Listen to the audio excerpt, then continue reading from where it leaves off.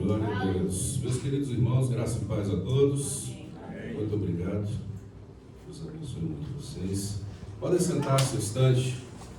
Nós queremos agradecer mais uma vez aos irmãos que nos honram com suas presenças aqui esta noite. É sempre uma imensa alegria poder recebê-los para juntos exaltarmos ao Senhor, como temos feito por meio da canção, e também compartilharmos da sua palavra, da sua graça, daquilo que Deus estabelece como vontade dele para as nossas vidas. É isso que nos guia. Amém? Amém. Eu quero convidá-los para que, por favor, abram as suas Bíblias na carta aos Hebreus, capítulo 13. Hebreus, capítulo de número 13.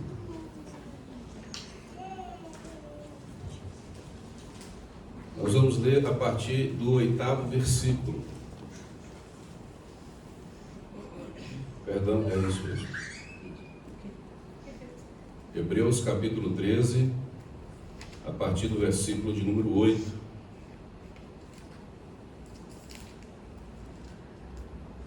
Está escrito assim: Jesus Cristo é o mesmo ontem, hoje e eternamente. Não vos deixeis envolver por doutrinas várias e estranhas, porquanto o que vale é estar o coração confirmado com graça, e não com alimentos, pois nunca tiveram proveito os que com isto se preocuparam.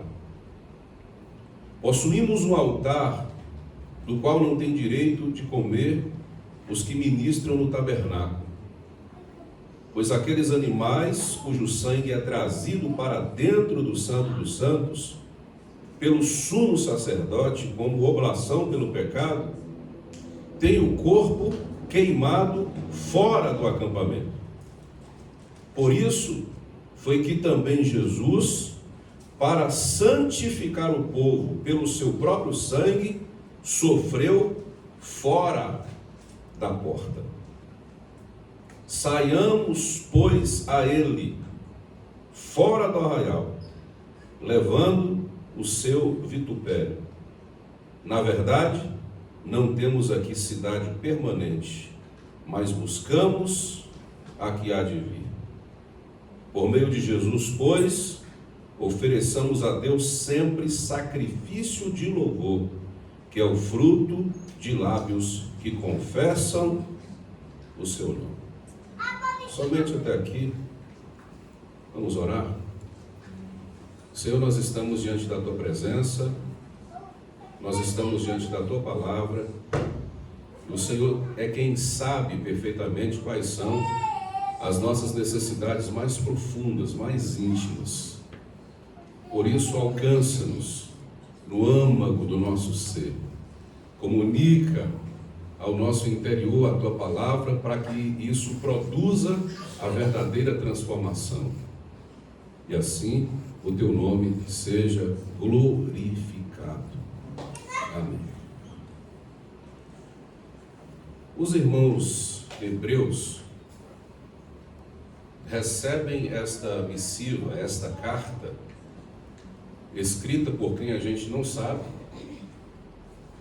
nem ao certo, nem ao incerto, apesar de alguns acreditarem que poderia ter sido escrita por Paulo, não há evidências nem etimológicas disso, nem qualquer tipo de evidência com relação ao estilo do apóstolo Paulo na sua escritura. Portanto, é mais provável que não seja ele do que seja ele. Mas o propósito da carta é fazer com que os irmãos prestem atenção e reflitam a respeito de algo que de tempos em tempos precisa ser tomado como um assunto central da vida da igreja. O foco na figura de Jesus Cristo como ponto central do Evangelho. Na carta inteira você consegue perceber que os cristãos hebreus estavam voltando às práticas antigas. Muitos deles voltaram a observar as festas que antes eram ritualísticas por parte dos judeus antepassados, considerando que essas apreciações e até mesmo a oferta de sacrifícios era essencial para que a salvação deles se estabelecesse. Isso, diz o escritor aos Hebreus, que é uma negação do sacrifício de Jesus Cristo. Porque se você recebe a Cristo como Salvador, e esse Cordeiro de Deus substitui todos os elementos dos cultos e dos rituais que eram praticados antigamente, quando você toma de volta esses elementos, você está pedindo a Jesus que dê licença. Porque os elementos do passado são para eles agora essenciais para o sacrifício. E que o escritor aos Hebreus está deixando bem claro é que ou uma coisa ou outra. A mudança essencial transforma toda a estrutura, porque o que Jesus diz, e está muito claro, você não pode pegar o vinho novo e colocar em odre velho, porque o couro está ressecado. O vinho novo vai fermentar e o couro ressecado não vai suportar a fermentação, vai estourar.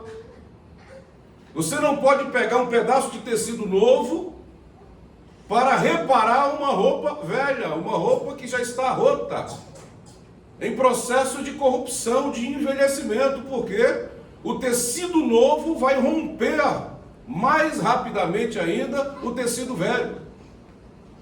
Ele está dizendo que o novo vinho e o novo tecido é o Evangelho, é Jesus. E o odre antigo e o tecido antigo é toda a aliança do Antigo Testamento. Todo culto, todo ritual, toda apreciação ritualística do Antigo Testamento, quando Jesus chega, deve ser deixado de lado. Ou um, ou outro. E o grande problema é que os judeus estão achando que a rotina da graça parece ser muito pouca, os elementos da graça parecem ser muito poucos para a satisfação de uma fé de alguém que só se sente bem quando paga algum preço. O preço que Jesus pagou não é suficiente, eu devo pagar algum preço para que a minha fé seja validada, para que eu creia e verdadeiramente a minha consciência seja liberada de qualquer tipo de culpa. É por esta razão que eles estão voltando ao processo de fazer as apreciações antigas, como quem estivesse dizendo, quanto mais eu vou ocupar o meu tempo com rituais, com apreciações, com doutrinas, com processos de culpa e de liberação dessas culpas, mais eu vou me sentindo melhor. Por que eu disse introdutoriamente que a gente precisa refletir em todos os tempos a respeito desse assunto? Porque isso é óbvio também nos nossos dias. Muitas pessoas estão trocando o Cordeiro de Deus por elementos de cultos judaicos. Trocam o sacrifício do sangue de Jesus por qualquer tipo de operação que algum líder religioso diz é necessário fazer isso, esse sacrifício, esse movimento para que você seja curado, para que você seja liberto, para que a sua culpa seja eliminada. E o que acontece é que muitas pessoas vão trocando o sacrifício de Jesus por movimentos e doutrinas várias. Por isso que o escritor aos Hebreus está dizendo, não se deixe envolver por essas doutrinas. Mas qual é o problema do homem, especialmente aqui dos hebreus? É que às vezes a maioria de nós, em algum tempo da vida, quer sempre retornar a algum processo de escravidão do passado.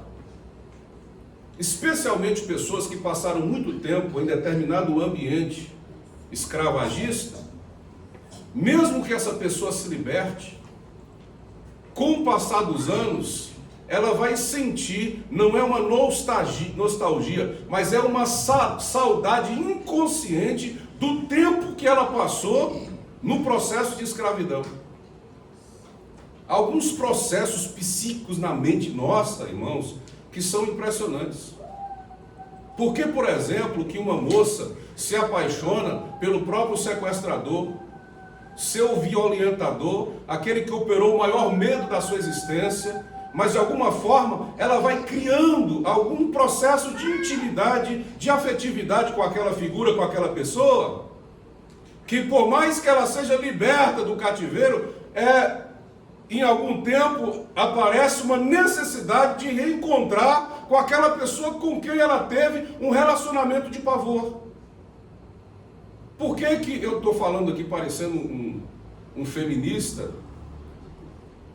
mas estou falando no que é mais óbvio para a gente? Porque, por exemplo, uma mulher que vive em um relacionamento que se chama hoje tóxico, um relacionamento violento e abusivo, muitas vezes tenta se separar, mas sente uma necessidade tão grande de voltar àquele relacionamento que parece valer a pena pagar o preço de sofrimento, de violência, para retornar àquele processo de escravidão. Por que razão esses processos muitas vezes também alcançam a nossa espiritualidade? O que acontece com o pessoal que está escravizado no Egito? Eles estão clamando a Deus. Estão dizendo: Senhor, nós não suportamos mais a maldade de Faraó. Nós não aguentamos mais o que o Egito tem feito conosco. Nós estamos sendo violentados, nós não temos nem tempo de adorar mais. Deus escuta o clamor do povo, chama Moisés e diz: vá até Faraó, porque o meu povo está clamando, liberte o povo. Uma luta para Moisés libertar o povo do Egito. Processos e mais processos, entregas e mais entregas, e o povo, enfim, é liberto do Egito. Quando chega nos primeiros passos do caminho do deserto, na primeira barreira, o povo começa a falar: eu acho que seria melhor se nós estivéssemos no Egito. E lá vai Moisés buscar de Deus um direcionamento para dizer alguma coisa ao povo. Vence-se a primeira batalha, depois vem uma segunda batalha, e alguém sempre falando: seria melhor. Mais de 20 anos no deserto, o pessoal vai enfrentar Jericó, ou vai entrar nas proximidades da terra de Canaã, melhor dizendo, e alguém diz: olha, tem gigantes lá que são invencíveis. Alguém chega e diz: olha, Moisés, seria muito melhor se a gente estivesse no Egito. Que saudade que nós estamos sentindo dos pepinos e das cebolas do Egito. Povo que tinha clamado por libertação, que saiu da libertação e no processo dessa libertação sentem saudade e querem voltar ao mesmo lugar onde estavam sendo escravizados. Porque às vezes a gente sai do Egito, mas não permite que o Egito saia de nós. A gente se afasta de figuras de violência, mas não permitimos que o fantasma dessas figuras de violência saia da nossa vida, da nossa casa. Porque às vezes a rotina ou os processos vão nos fazendo sentir saudade do tempo passado. No caso dos que tinham alcançado o Evangelho por meio de Jesus, vão achando que essa rotina de apenas agradecer a Deus, de louvar a Deus, como o escritor chega a dizer, que o verdadeiro louvor é fruto dos lábios daqueles que confessam a Jesus. Falar de Jesus, amar a Jesus, parece que isso só é pouco. A gente precisa de mais, a gente precisa de culto, a gente precisa de uma arca materializada para tocar, a gente precisa de portas para passar por baixo. A gente precisa de algum objeto, de alguma coisa que toque a nossa humanidade, para que a nossa humanidade reconheça a fé em Deus, como se a fé pudesse ser materializada. E o escritor aos Hebreus está dizendo, gente, quando vocês olham para trás, vocês desvalorizam o que é essencial para a manutenção da fé, e o nome disso ou desse é Jesus Cristo.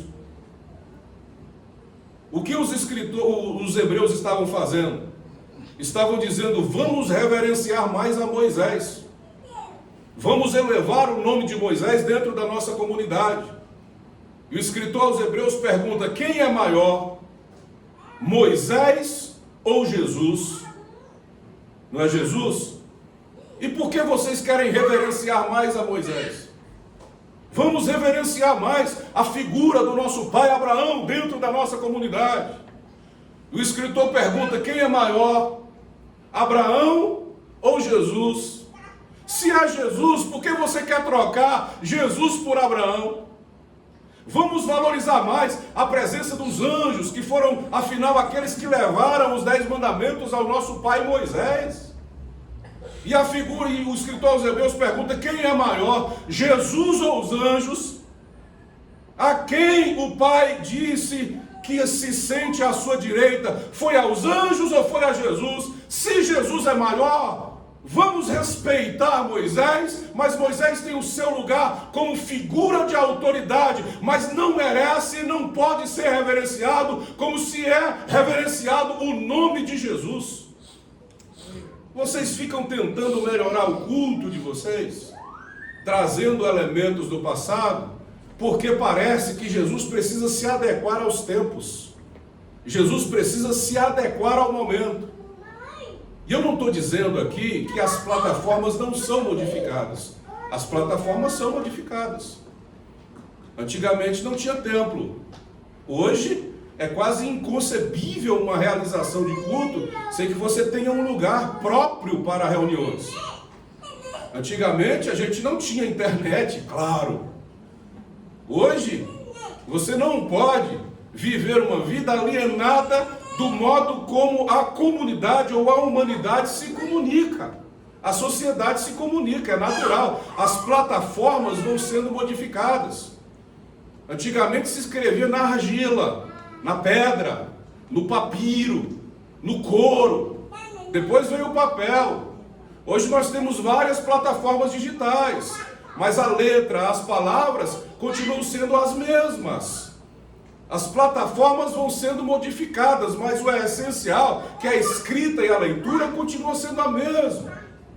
As plataformas, os mecanismos podem até ser modificados, mas Jesus não pode em tempo algum ser substituído por nada, nem por ninguém. Por isso o escritor diz, Jesus Cristo é o mesmo ontem, hoje e será para sempre. Ele não é modificável.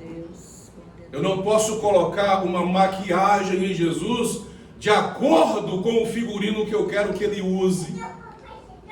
Eu não posso mudar o cabelo de Jesus só porque a moda mudou.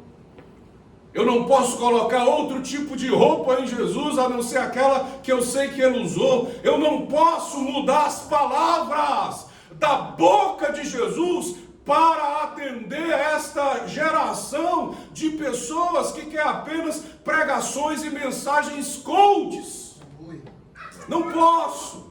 Jesus é o mesmo ontem, hoje e será eternamente. O mundo passa, as coisas passam, mas Jesus diz, as minhas palavras não passarão.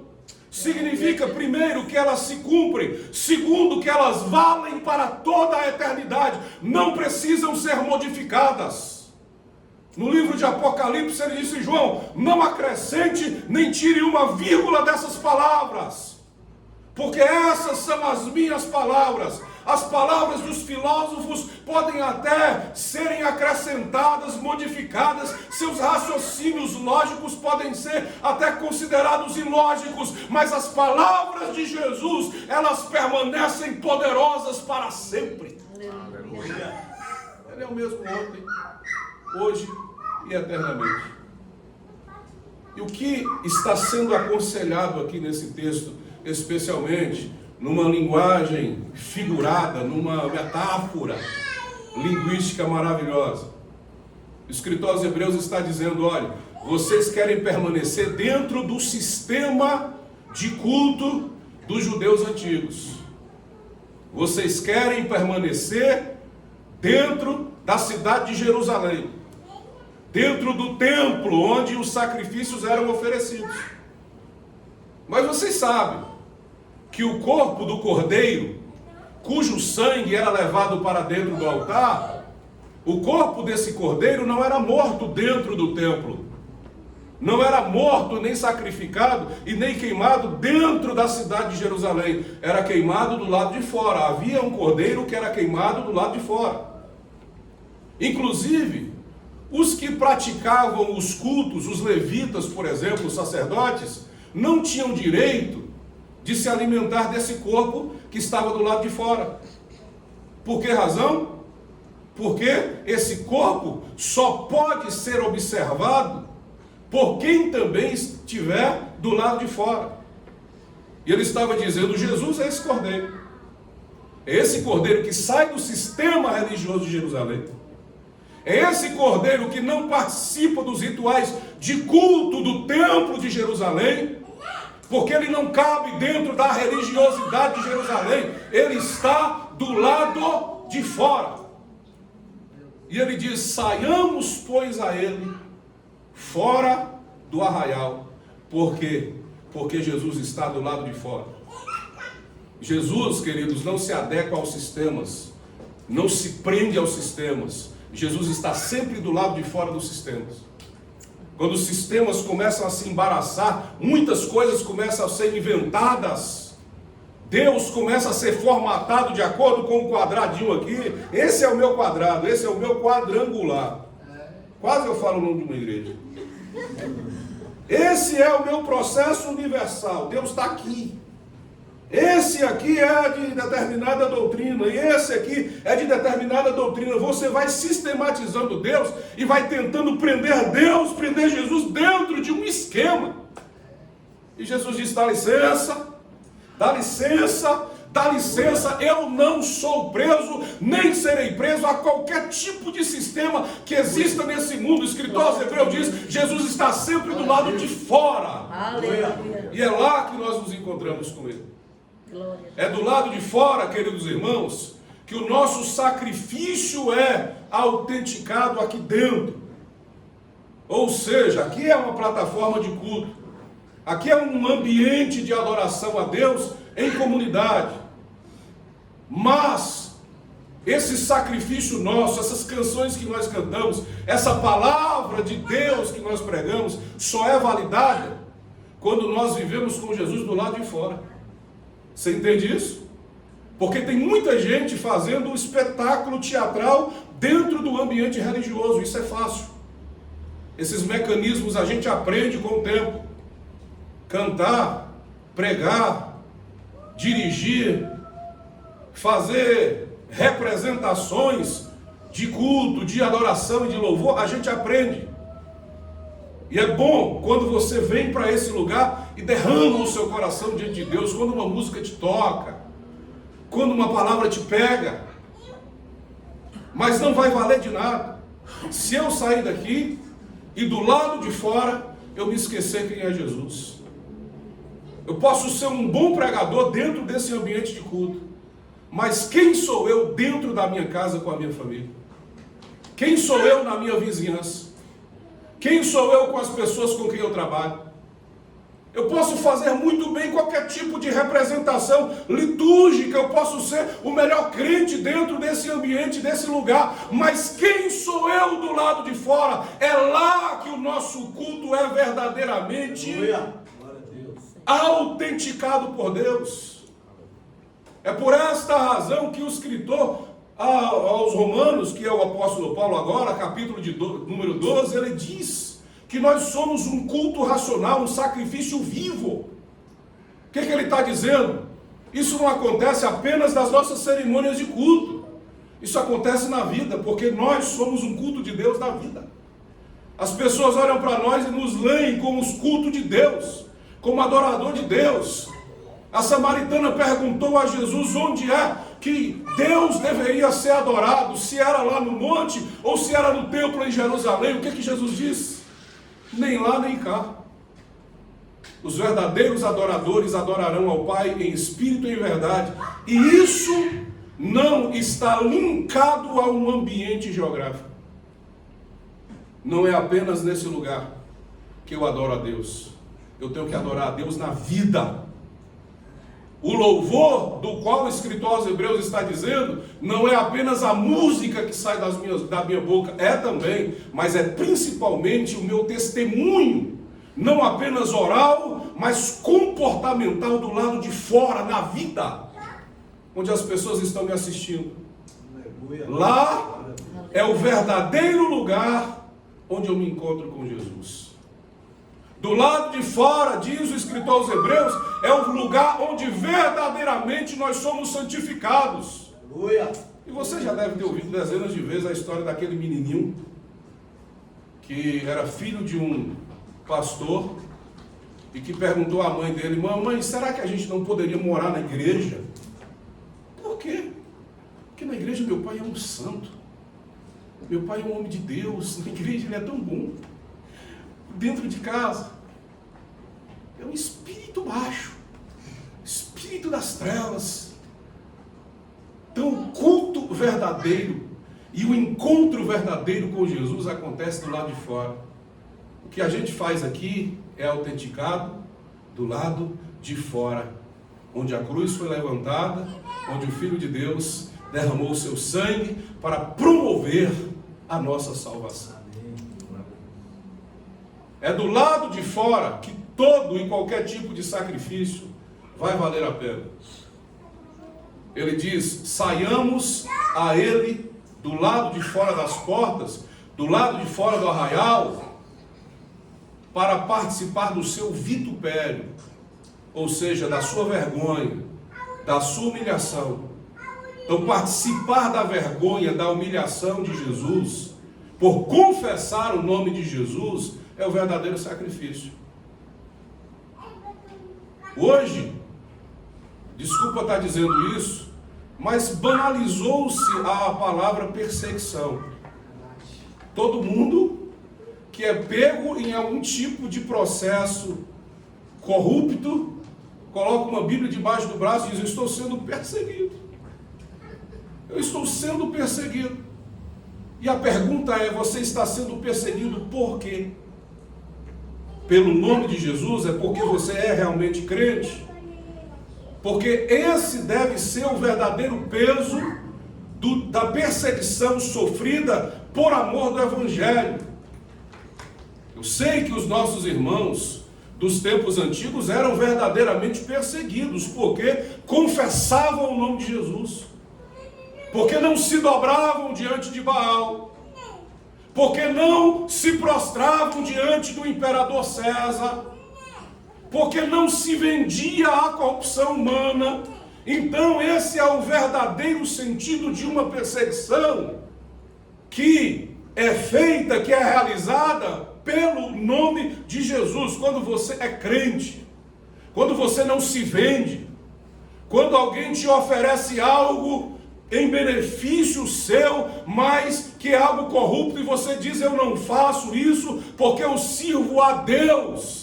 E aí você é às vezes perseguido no seu trabalho, no seu ambiente escolar, ou em qualquer outro ambiente no qual você simplesmente não pratica determinadas coisas, porque você é crente. E é isso que o escritor aos Hebreus está dizendo: do lado de fora, onde a vida acontece, onde o sangue pulsa nas veias, é que a gente mostra quem verdadeiramente a gente é diante de Deus.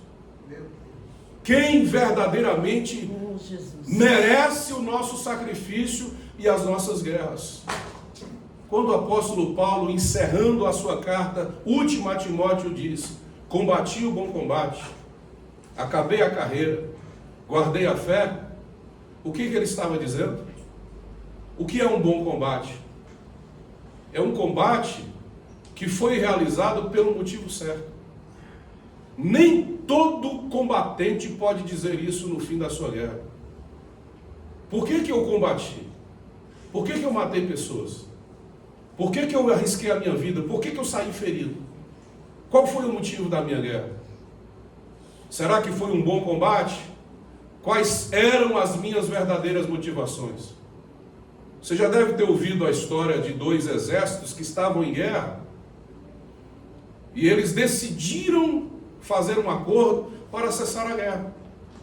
Um exército de frente para o outro, os comandantes se aproximaram e disseram: vamos firmar a paz, vamos firmar a paz. Estava tudo certo para a paz. Mas um soldado, atrás de uma moita, mexendo com a sua arma, de repente, apertou o gatilho e disparou a arma. Quando ele disparou a arma, os exércitos voltaram a se enfrentar, muitos se mataram. No final, os dois comandantes voltaram a conversar e perguntaram por que razão a gente começou a guerra novamente, e ninguém sabia a resposta. Às vezes a gente faz guerras, a gente entra em brigas que a gente não sabe nem por qual motivo, nem por qual razão, é só porque a gente gosta mesmo de guerra. Quando Paulo diz combati o bom combate, ele estava falando a respeito da graça de Deus, do reino de Deus. Quando ele diz combati o bom combate, ele apresenta as razões certas. Primeiro, para guardar a minha fé, porque a minha fé foi ameaçada diversas vezes, em inúmeras situações, e eu não neguei o nome de Jesus. Foram vários açoites nas costas, apedrejamentos, quase morri, quase fui naufragado, quase passei por vários processos de morte, de negação, de humilhação, mas eu consegui manter a minha fé intacta, eu guardei a fé, por isso eu combati o bom combate. E o bom combate, diz Paulo, não se combate sem gastar um pouco de energia, sem se entregar. Por isso ele diz, acabei a carreira. Porque a carreira, ele está falando, eu não sou apenas um combatente, eu sou também um atleta. Que durante toda a minha vida eu me disciplinei para correr e vencer as minhas corridas. Obstáculos e mais obstáculos, obstáculos e mais obstáculos. Eu tive de enfrentar na vida para poder chegar onde eu cheguei. Cansaço. Às vezes o corpo não correspondia à vontade da mente. Às vezes a mente não tinha vontade para mandar para o corpo, mas a minha consciência dizia, corre um pouco mais, porque a linha de chegada está prestes a ser alcançada por você. E Paulo diz, eu consegui terminar a minha carreira. Eu guardei a minha fé. E o resultado disso é que agora uma coroa de Deus me espera. Que o justo juiz me dará naquele dia, e não somente a mim, mas a todos quanto amarem a sua vinda, diz o apóstolo Paulo. O que Jesus está nos chamando para fazer esta noite é, a gente precisa, de fato, se esforçar para estar no lugar onde Jesus está. É simples assim. Para caminhar na direção dos passos de Jesus, é simples assim. Identificar a Jesus e saber, isso aqui é Ele, essas são suas palavras, esse é o lugar onde Ele estaria, frequentaria, isso aqui é que Ele faz na vida, esse é de fato o nosso comprometimento, porque no fim de todas as coisas, o escritor aos Hebreus está dizendo, nós não temos aqui cidade permanente. Essa vida é transitória. Não espere muito desta vida. Não espere muito do lugar onde você está apenas de passagem. Porque na verdade, nós temos uma cidade nos céus que nos espera na eternidade. Paulo está dizendo, a cidade de vocês não é Jerusalém. O culto de vocês não é o templo de Jerusalém. O culto de vocês é Jesus, que é o mesmo ontem, hoje e eternamente. E a cidade de vocês, É a nova Jerusalém Aleluia. que nos espera, no lugar onde o Deus Todo-Poderoso está aguardando todos que amam a vinda de Jesus. Aleluia. Amém, igreja? Amém. Você pode ficar de pé, se puder, faça isso em nome de Jesus.